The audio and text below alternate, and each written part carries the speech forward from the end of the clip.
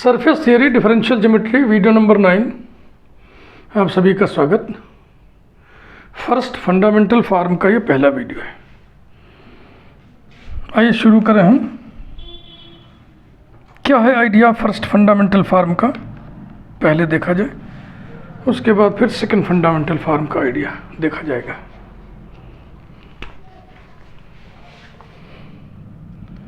Definition: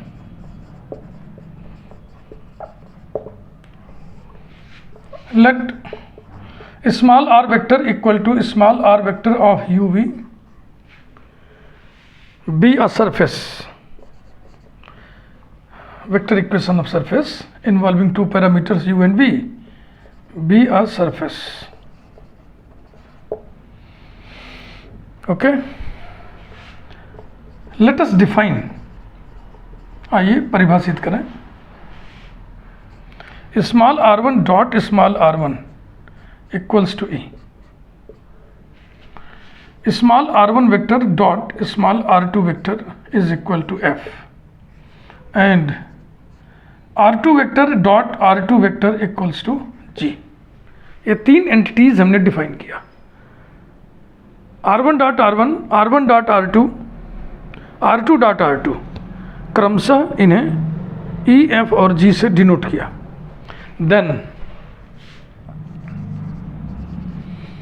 the expression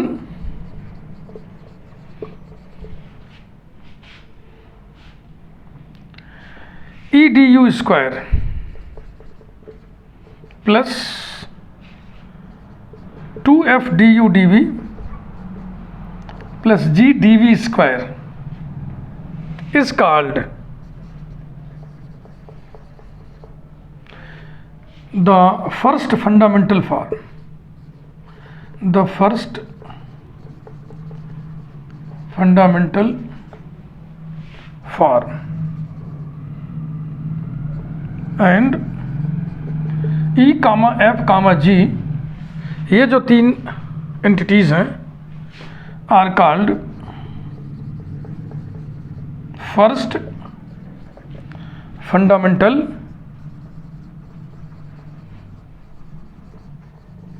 coefficients और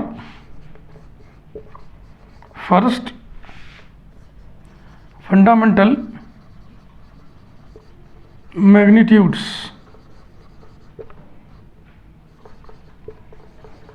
ये है डेफिनेशन। इस एक्सप्रेशन में जाहिर सी बात है डी यू डी वी दोनों एक साथ जीरो नहीं होंगे, क्योंकि दोनों एक साथ जीरो कर दोगे तो क्या बचेगा? Laddu.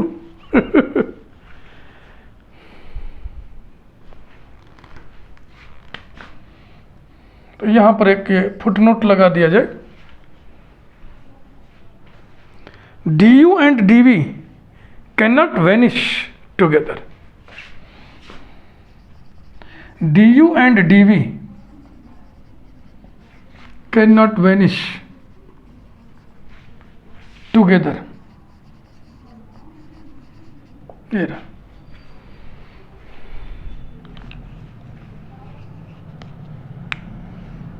Geometrical interpretation of first fundamental form. Let us see.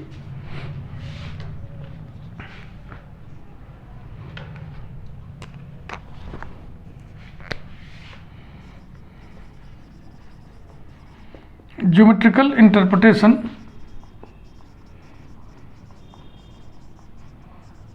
of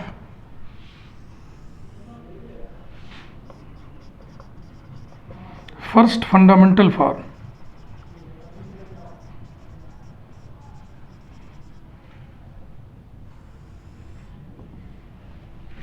The first fundamental form is the square of the metric. और metric क्या होता है? Distance between two neighboring points, adjacent points.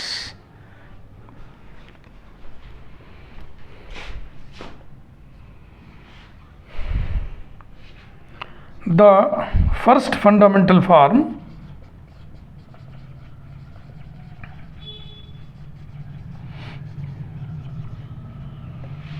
is the square of the metric.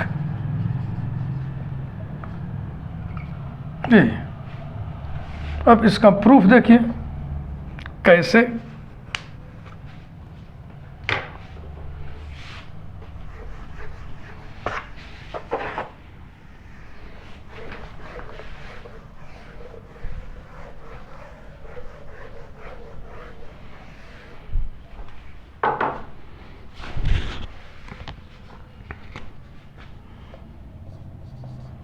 Let u equal to u of t, v equal to v of t be a curve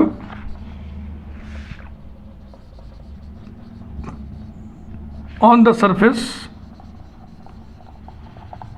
small r vector equal to small r vector of u and v.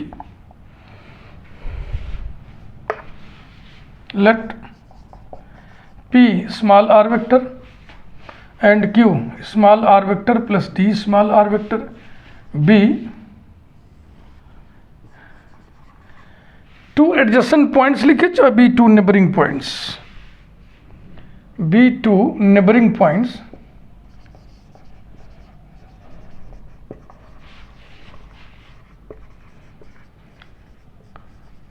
on the curve corresponding to the parameters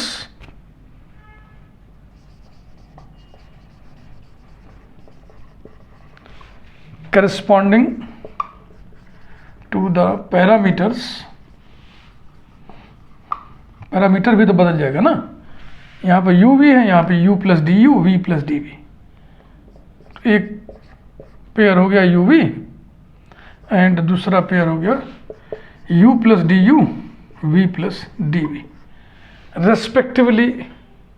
नहीं लिख रहा हूँ, understood है। Confusion थोड़ी जो मैं respectively लिख के उस कंफ्यूजन को क्लियर करूँ।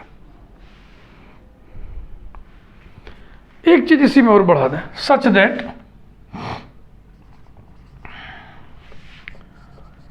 That arc P Q equal to D S.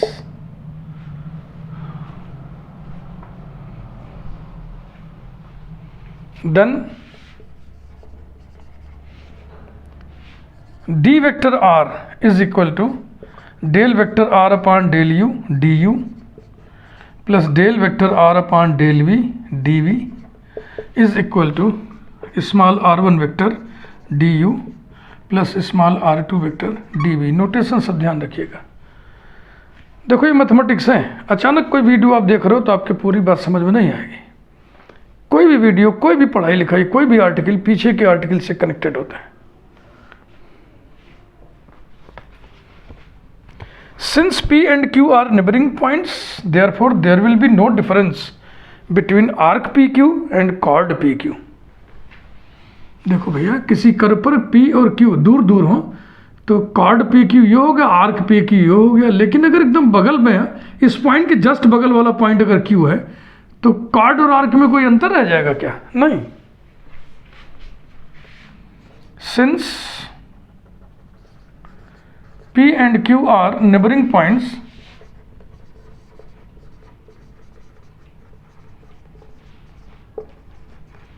therefore arc PQ equals to chord PQ। That is arc P Q को हमने डी एस मान रखा है तो डी एस बराबर हो जाएगा कॉर्ड पी क्यू। ये देखो, इसके पोजीशन वेक्टर में से इसका पोजीशन वेक्टर घटाओगे तो डी आर आएगा, डी आर यानी कि mod D R vector. Chord माने लंबाई ना, तो लेंथ ना अपनी तो मॉड लगा दिए।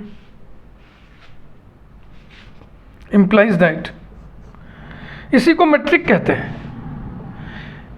D S square is equal to mod D R square. किसी भी वेक्टर के मॉडुलस का स्क्वायर क्या होता है? उस वेक्टर का डॉट उसी वेक्टर के साथ, और vector A dot vector A को ही डिनोट करते हैं वेक्टर ए स्क्वायर। देखो, किसी भी क्वांटिटी का स्क्वायर, एक्स स्क्वायर माने x into x, x multiplied by x, लेकिन वेक्टर में मल्टीप्लिकेशन 2 होता है ना, डॉट मल्टीप्लिकेशन और क्रॉस मल्टीप्लिकेशन। तो ये जो वेक्टर ए स्क्वायर है, ये कॉन्सेप्ट समझ लो।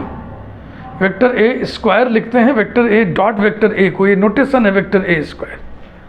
तो यहाँ पे हम लिख दे रहे हैं डी वेक्टर आर स्क्वायर, और ये कुछ और नहीं, D vector R dot D vector R होता है। डी वेक्टर आर की वैल्यू ये लिखी हुई है, equals to vector r1 du plus vector r2 dv dot यही vector r1 du plus vector r2 dv, और अब डॉट प्रोडक्ट निकालिए, equals to r1 dot r1 du square vector r1 dot vector r1 du square, r1 dot r2 du dv और r2 dot r1 dv du। तो du dv dv du बराबर होगा r1 dot r2 r2 dot r1 बराबर होता है, आपको मालूम है डॉट प्रोडक्ट कम्यूट करता है, तो ये ट्वाइस हो जाएगा, plus 2 vector r1 dot vector r2 du dv और plus vector r2 dot vector r2 dv square. आ गया ना फर्स्ट फंडामेंटल फॉर्म। तो मैट्रिक का square, the first fundamental form is square of the metric, square of the metric is equal to E D U square plus 2f D U D V plus G D V square. यही तो होता है first fundamental form.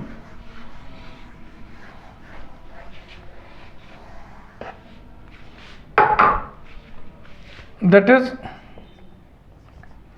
D S square is equal to E D U square plus 2f D U D V plus G D V square.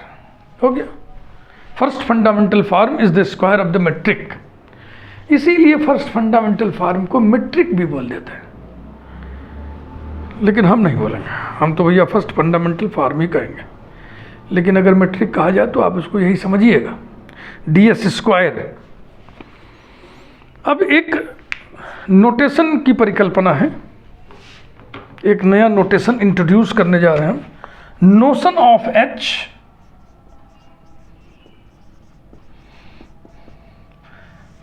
Under root E G minus F square को हम H से denote करेंगे। We denote, यही notion है, we denote under root E G minus F square by capital H. अब इस notation को, इस नोशन को थोड़ा हम पछोड़ेंगे, देखो कैसे। h equal to under root E G minus F square implies that h square equal to E G minus F square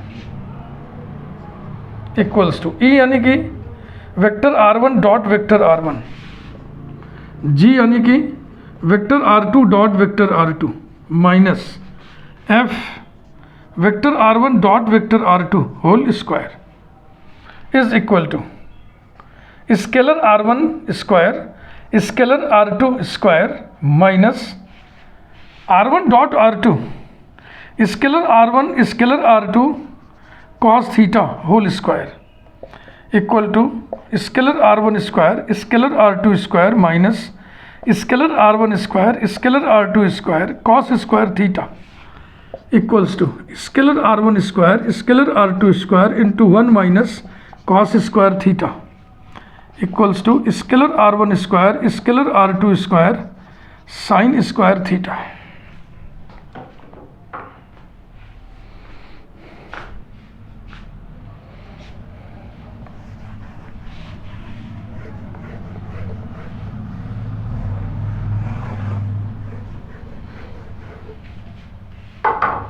अब जरा इंटरमीडिएट में चलो, vector A cross vector B बराबर क्या होता है, scalar A scalar B sine theta और N cap, where N cap is unit vector perpendicular to the plane containing vectors A and vector B. तो अब हम अगर ए क्रॉस बी का डॉट इसी के साथ ले लें तो इसका डॉट इसी के साथ, यानी कि scalar A square scalar B square sine square theta N cap dot N cap dot N cap 1 होगा। तो ये इसकी वैल्यू आ गई, वही सिचुएशन वहाँ पे है। यानी कि इसको हम लिखना vector r1 cross vector r2 dot vector r1 cross vector r2, ये यानी कि mod vector r1 cross vector r2 whole square, दोनों तरफ पॉजिटिव स्क्वायर रूट लेने पर implies that h equal to mod vector r1 cross vector r2। तो इस result को भी हमें याद रखना पड़ेगा हमेशा के लिए। एक तो ये हो गया, ये तो नोटेशन है असल में, this is equal to H हम नहीं बोलेंगे, this is denoted by H, लेकिन चलन में तो यही लिखते हैं ना। ये इसकी वैल्यू आ गई, ठीक।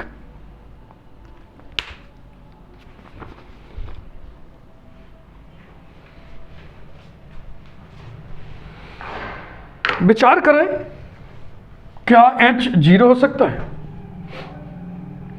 क्या h 0 हो सकता है? अगर h 0 हो गया तो किसी वेक्टर का मॉडुलस 0 हो गया, वेक्टर का मॉडुलस 0 कर दिए तो 0 वेक्टर हो गया, तो वेक्टर का मॉडुलस 0 कर दिए तो वो वेक्टर भी 0 होगा। तो r1 क्रॉस r2 बराबर 0 वेक्टर हो सकता है क्या? ये तभी होगा जब या तो r1 वेक्टर 0 हो या तो r2 वेक्टर 0 हो या तो दोनों पैरेलल हो। लेकिन आपको मालूम है ना कि ये r1 वेक्टर्स r2 वेक्टर्स क्या चीज़ हैं? ये क्रमशः किसी पॉइंट पी आर पे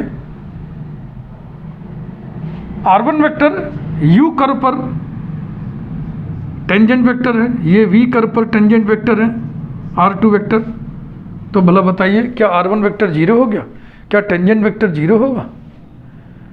टेंजेंट वेक्टर 0, टेंजेंट 0, इसका मतलब एक्स एक्सिस के पैरेलल यू कर्व हो जाएगा। ये कर्व है ना, स्ट्रेट लाइन थोड़ी है। चूंकि ये कर्व है, स्ट्रेट लाइन नहीं है, इसलिए टेंजेंट्स 0 नहीं होंगे। और क्या ये दोनों पैरेलल हो सकते हैं? क्या कभी नहीं होंगे, ये पैरेलल कभी नहीं होंगे। देखो फिगर से समझ लो ना। तो ये भी यहाँ पर हम ऑब्जर्वेशन ले रहे हैं, इसे भी हम हमेशा ध्यान रखेंगे। Obviously capital H not equal to 0।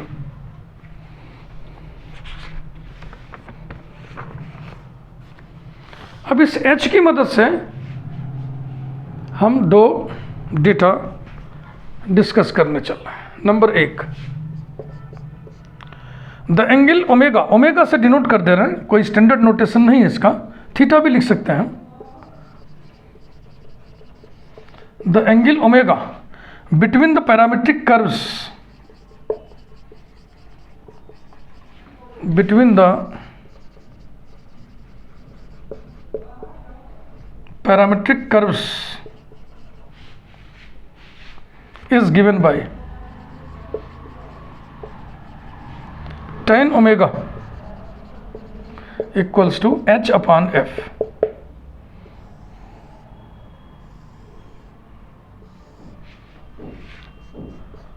इसे देखिए,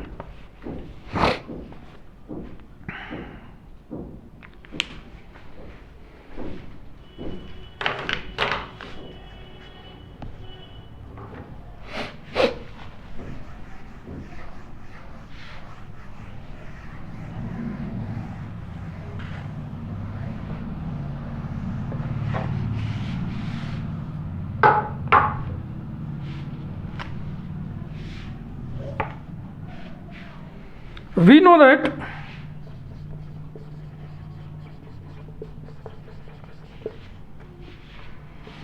small r1 vector and small r2 vector are the tangent vectors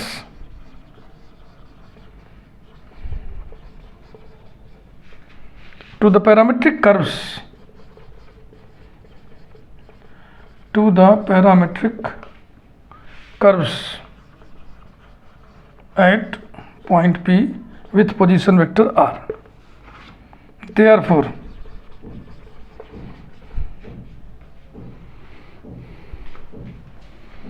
चलो दो वेक्टर है, वेक्टर ए और वेक्टर बी, इनके बीच का एंगल अगर थीटा हो तो कॉस थीटा बराबर क्या होगा?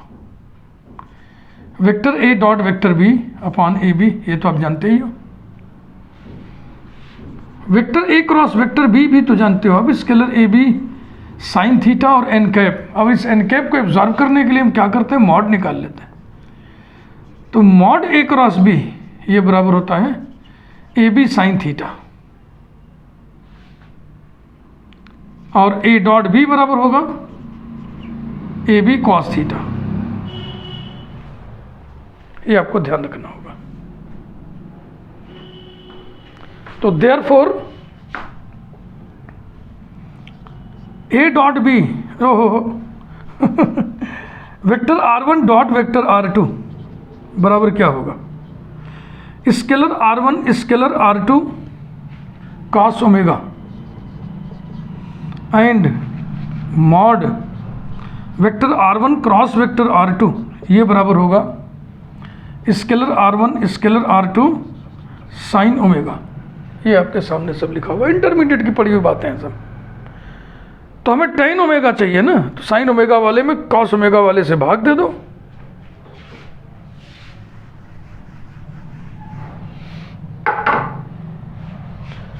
Dividing we have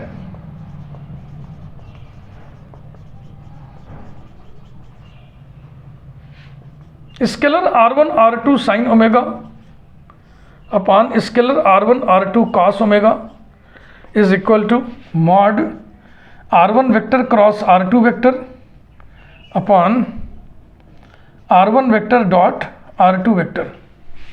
R1 R2 scalar cancel हो गया, यह आ गया tan omega is equal to H upon F। पहचान रहे कि नहीं आप? R1 dot R2 is denoted by F, mod R1 cross R2 is H। इस पर एक फुटनोट लगा दें हम।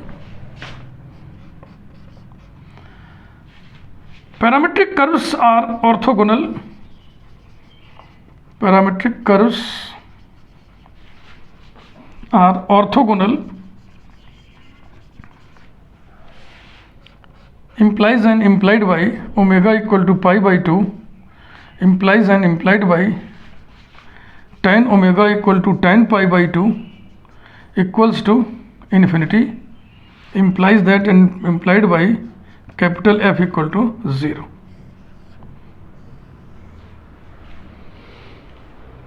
यदि किसी सरफेस पर कैपिटल F की वैल्यू 0 आ जाए तो उस सरफेस पर पैरामेट्रिक कर्व्स ऑर्थोगोनल होंगे, एक दूसरे को ऑर्थोगोनली कट करेंगे। आगे चल के जब हम कुछ खास सरफेसेस पर फर्स्ट फंडामेंटल मैग्नीट्यूड्स कैलकुलेट करेंगे तो इस चीज़ को वहाँ पे हम लोग नोटिस किया करेंगे कि F किस पर 0 आ रहा है। जिस सरफेस पर F 0 आएगा तो हम ये फुटनोट उस पर लगाते चलेंगे कि इस सरफेस पर पैरामेट्रिक कर्व्स ऑर्थोगोनल है। जैसे कि हमें याद आ रहा है स्फीयर पर ऐसी घटना घटती। दूसरी चीज हम डिस्कस करेंगे इसी H के माध्यम से, elementary area on a surface is given by elementary area on a surface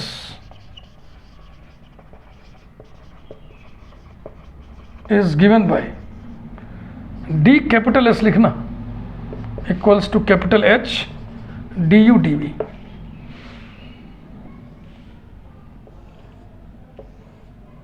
इसके बारे में आइए बातचीत करें।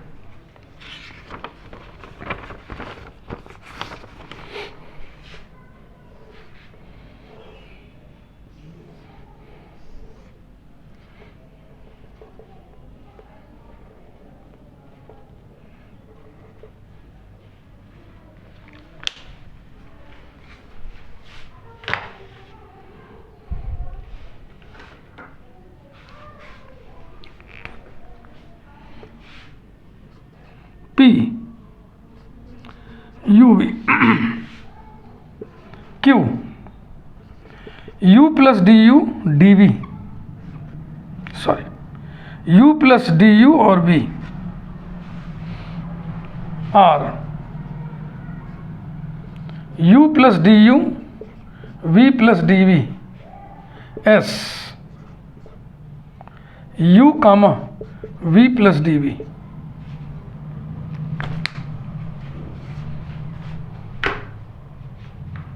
इस एलिमेंट्री एरिया को हम कैलकुलेट करने जा रहे हैं।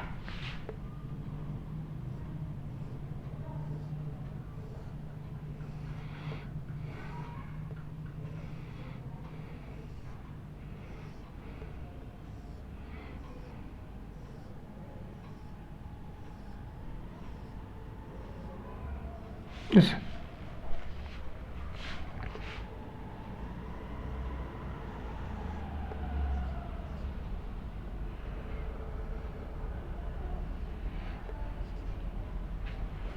ऐसा, चूंकि एलिमेंट्री एरिया है, इसका मतलब ये सब जो डिस्टेंसेस आप देख रहे हो ना, यहाँ से यहाँ तक की दूरी बहुत थोड़ी सी, बहुत ज़रा सी है, फिर ऊपर इधर बहुत थोड़ा सा है, इधर बहुत थोड़ा सा है ना, एलिमेंट्री एरिया है।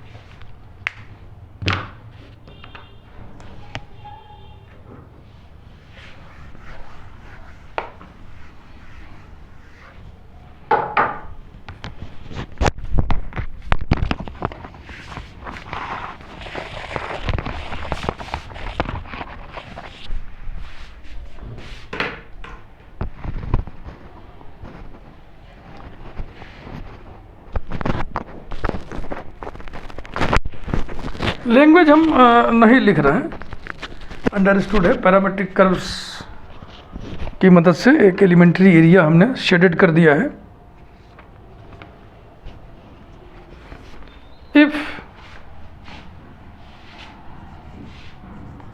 du comma dv are small and positive, then the figure PQRS behaves like a small parallelogram approximately. Now PQ arrow बराबर होगा PQ length into unit vector along PQ, unit vector along PQ, यानी हम कह सकते हैं कि T cap along PQ is equal to DS, और T cap along PQ कितना होगा, small r1 vector du upon ds, ds balance हो गया, कुल मिला के आ गया small r1 vector du।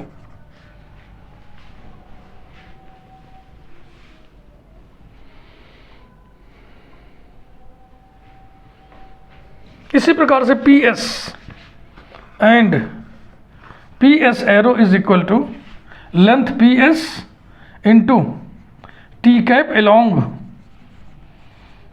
PQ equals to PS को हम लिख दें DS और इसे हम लिख दें R2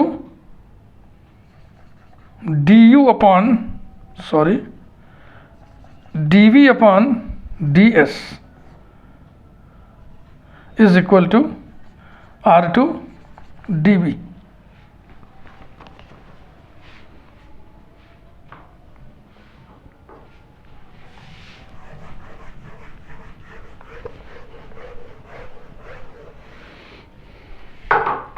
If DS is the area of the parallelogram,